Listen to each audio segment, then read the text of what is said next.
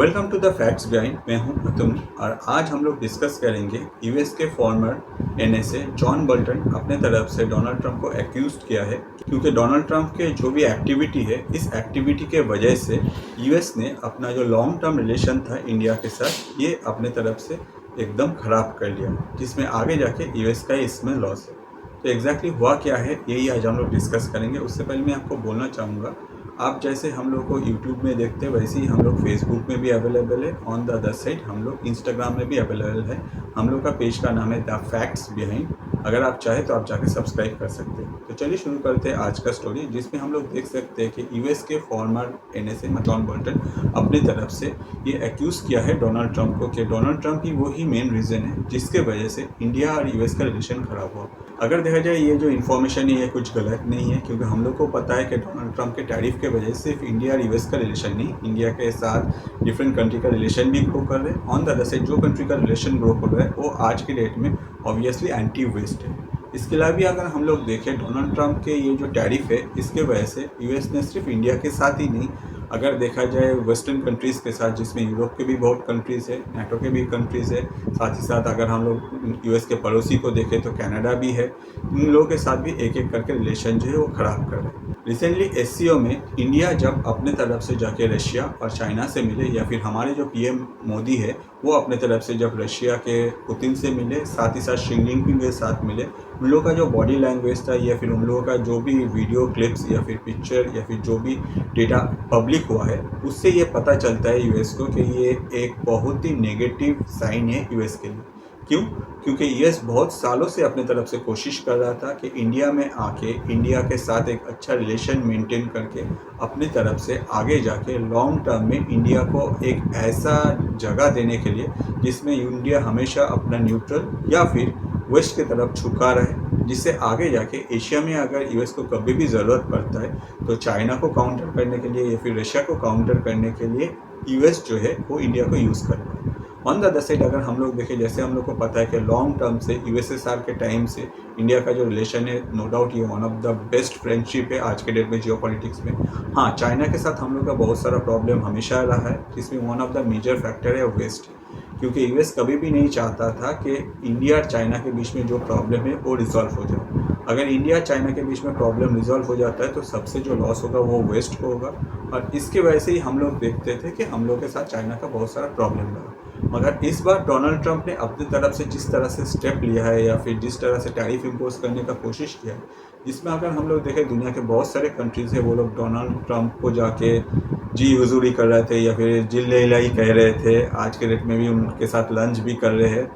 On the other side Donald Trump का सोच था कि भाई इंडिया के ऊपर प्रेशर क्रिएट करेंगे तो हो सकता है इंडिया से भी हम लोग को ये सुनने को मिले। मगर जॉन बोल्टन का कहना है कि डोनाल्ड ट्रंप को कुछ भी नॉलेज नहीं है। According to him Donald Trump को पता ही नहीं है कि एशियन जो कंट्रीज़ है या फिर जो एशियंस है उन लोगों को कैसे ट्रीट किया जाता है, जिसके वजह से ये मेजर एक फॉल्ट हुआ है। ऑन द अदर साइड अगर देखा जाए लॉन्ग टर्म में डोनाल्ड ट्रंप का ये जो गलती है इसके वजह से टू मोस्ट पावरफुल इकोनॉमी या फिर टू मोस्ट पावरफुल कंट्रीज़ जो है वो एक साथ आ गए।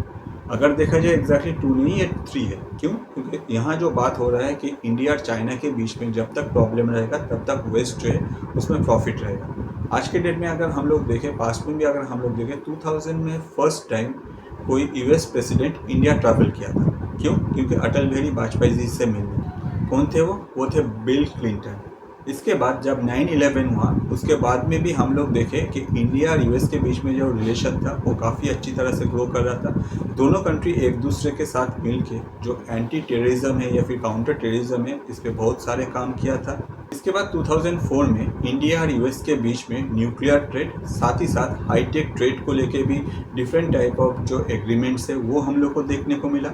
2005 में यूएस और इंडिया के बीच में सिविल न्यूक्लियर एग्रीमेंट हुआ जो कि गेम चेंजर था। उसके बाद 2008 में यूएस के तरफ से इंडिया को एनएसजी मतलब न्यूक्लियर सप्लायर ग्रुप में ऐड किया गया, जिससे इंडिया जो है अपने तरफ से न्यूक्लियर रिलेटेड जो प्रोडक्ट है वो अपने तरफ से सप्लाई करने का परमिशन जो है वो इंडिया को मिल गया था। 2010 में बैराक ओबामा अपने तरफ से इंडिया विजिट किया, जिसमें बैराक ओबामा अपने तरफ से इंडिया को यूएनएससी में एक परमानेंट सीट के लिए बात किया था। On the other side बैराक Obama का ये भी कहना था कि इंडिया अगर ये सीट क्लेम करते हैं आगे जाके यूएस इंडिया को सपोर्ट करेगा। इसके बाद 2016 में यूएस अपने तरफ से इंडिया को as a major defence partner भी डिक्लेयर किया। आगे जाके इंडिया और यूएस के बीच में काफ़ी डिफेंस एग्रीमेंट भी हुआ। इसके बाद 2018 में यूएस और इंडिया के बीच में कॉन्कसा एग्रीमेंट भी हुआ। तो अगर हम लोग देखें, जब तक डोनाल्ड ट्रंप का सेकेंड टर्म स्टार्ट नहीं हुआ था, उससे पहले तक इंडिया के साथ यूएस का जो रिलेशन था काफ़ी अच्छा था और इंडिया हमेशा रशिया के साथ दोस्ती निभाने के साथ साथ एक कॉमन प्लेटफॉर्म को यूज़ कर रहा था। मतलब इंडिया हमेशा अपना जो न्यूट्रलिटी है वो मेंटेन कर रहा था, जिसमें हम लोग देखें इंडिया के साथ यूएस का रिलेशन भी अच्छा था। On the other side India Russia से भी अपनी तरफ से ट्रेड कर रहे थे या फिर रशिया से भी जो ज़रूरत है या फिर अपना जो लॉन्ग टर्म रिलेशन है उसको मेंटेन करते आ रहा था। और इसके पीछे जो मेजर रीज़न था वो था इंडिया का neutrality. On the other side अगर देखा जाए यूएस के जितना भी गवर्नमेंट है, भले ही वो डेमोक्रेटिक हो या फिर रिपब्लिकन हो, हर कोई प्रेसिडेंट को ये पता था कि इंडिया के साथ यूएस का जो रिलेशन है धीरे धीरे ग्रो करना है। क्यों? क्योंकि अगर इंडिया को हम लोग दूर कर देंगे तो इंडिया जो है वो चाइना के साथ ही साथ रशिया के साथ जाके मिल लेगा। जबकि अगर देखा जाए, जैसे मैंने आपको पहले भी कहा है कि यूएसएसआर के साथ इंडिया का जो रिलेशन था ये बहुत ही पुराना था। जब बार्टर ट्रेड हुआ करता था, मतलब आप हम लोग को कुछ सामान दो, हम लोग आपको कुछ सामान देंगे, उस टाइम से रशिया ने हमेशा, अगर यूएसएसआर ने हमेशा हम लोग के लिए स्टैंड लिया है और इंडिया ने यह दोस्ती निभाते भी आया है। और चाइना के साथ इंडिया का जो प्रॉब्लम है, इसमें अगर मेजर रीज़न हम लोग ढूंढने जाए तो नो डाउट ये घूम फिर के यूएस के साथ कनेक्ट हो जाता है। क्यों? क्योंकि यूएस को ये पता है कि इंडिया और चाइना जब तक लड़ता रहेगा तब आपस में यूनिटी नहीं आएगा और प्रॉफिट जो होगा वो है यूएस को। क्यों? क्योंकि इंडिया के साथ यूएस का रिलेशन अच्छा रहेगा। On the other side China को हैंडल करने के लिए हम लोग इंडिया को अपने तरफ से अपना साइड पे रखेंगे। तो नो डाउट ये जो रिलेशन था ये काफ़ी पुराना था, ये काफ़ी अच्छी तरह से डिफरेंट टाइम में डिफरेंट जो यूएस के पार्टीज़ थे या फिर यूएस के डिफरेंट टाइम में डिफरेंट जो प्रेसिडेंट थे वो लोग अपने तरफ से निभाते आए हैं। इन लोगों को पता है कि भाई पाकिस्तान क्या है, जिसके वजह से जब 9/11 हुआ उस टाइम में भी हम लोग देखें कि इंडिया के साथ यूएस मिलकर काफ़ी अपने तरफ से एंटी टेररिज्म को लेके काम किया था। इंडिया ने भी अपनी तरफ से नेक्स्ट लेवल पे जाके ये इसको हेल्प किया था यूएस को। सारा कुछ प्रॉब्लम होने के बाद जब ये सब कुछ चल रहा था, डोनाल्ड ट्रंप का जो सेकेंड टर्म स्टार्ट हुआ तो डोनाल्ड ट्रंप को लग गया पूरा एक अलग सोच, जिसके वजह से ही फॉर्मर एनएसए जॉन बोल्टन ने अपने तरफ से अपना जो जॉब है वो छोड़ दिया था। क्योंकि जॉन बोल्टन का कहना था कि डोनाल्ड ट्रंप ये सब जो कर रहे हैं ये पूरा गलत है। इतना सालों से इतना मेहनत के बाद यूएस इंडिया के साथ जो रिलेशन ग्रो किया है, डोनाल्ड ट्रंप आने के बस कुछ महीने के अंदर डोनाल्ड ट्रंप ये सब कुछ गलत करे। On the other side relation किसके साथ ग्रो कर रहे हैं? वो है पाकिस्तान के साथ, जहाँ यूएस को कुछ मिलने वाला भी नहीं है और पूरा कंट्री जो है वो पूरा ख़त्म है, ये सबको पता है। इसके अलावा भी अगर हम लोग देखें, जॉन बोल्टन का कहना था कि डोनाल्ड ट्रंप का ये सब कुछ जो डोनाल्ड ट्रंप कर रहे हैं या फिर उनका जो सोच है रिगार्डिंग एशियन कंट्रीज़ या फिर एशियन पीपल, ये पूरा गलत है। एक सर्टेन टाइम के बाद उन्होंने भी अपने तरफ से डोनाल्ड ट्रंप के ऊपर मतलब और ट्रस्ट नहीं रख पाए, उन्होंने अपना काम छोड़ दिया। मगर प्रेजेंटली जो है वो अपना जो कमेंट्स है, अपना वैल्यूएबल जो कमेंट्स है वो करते हैं। अगर देखा जाए वो जो बोल रहे हैं कुछ गलत नहीं है।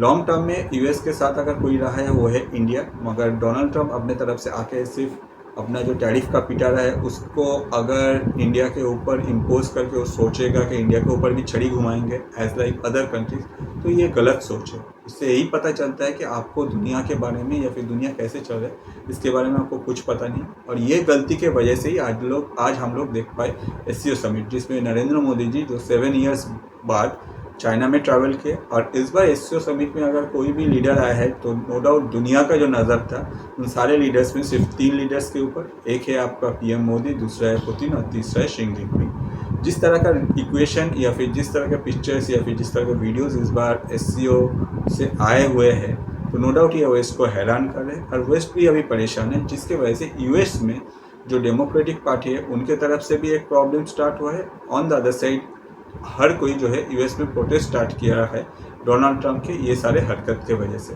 आगे जाके डोनाल्ड ट्रंप को एक हार्ड टाइम देखना होगा इन फ्यूचर एज एक्सपेक्टेड, क्योंकि डोनाल्ड ट्रंप खुद ही इसको बोला है। तो होपफुली ये वीडियो आपको समझ में आ गया है। अगर आपको ये समझ में आएगा तो मैं आपको रिक्वेस्ट करूँगा प्लीज़ आपके लाइफ के जो स्पेशल पर्सन उनके साथ शेयर कीजिए, क्योंकि आपका जो सोच है उन तक पहुँच से तो आप क्या आपको अच्छा लगता है उन तक पहुँच जाता है। ऑन द अदर साइड अगर आपको ऐसे ही वीडियो और देखने हैं तो प्लीज़ चैनल को सब्सक्राइब कीजिए। इस वीडियो को यहीं एंड करते हैं, नेक्स्ट वीडियो लेकर मैं फिर से हाजिर हो जाऊँगा। Thank you.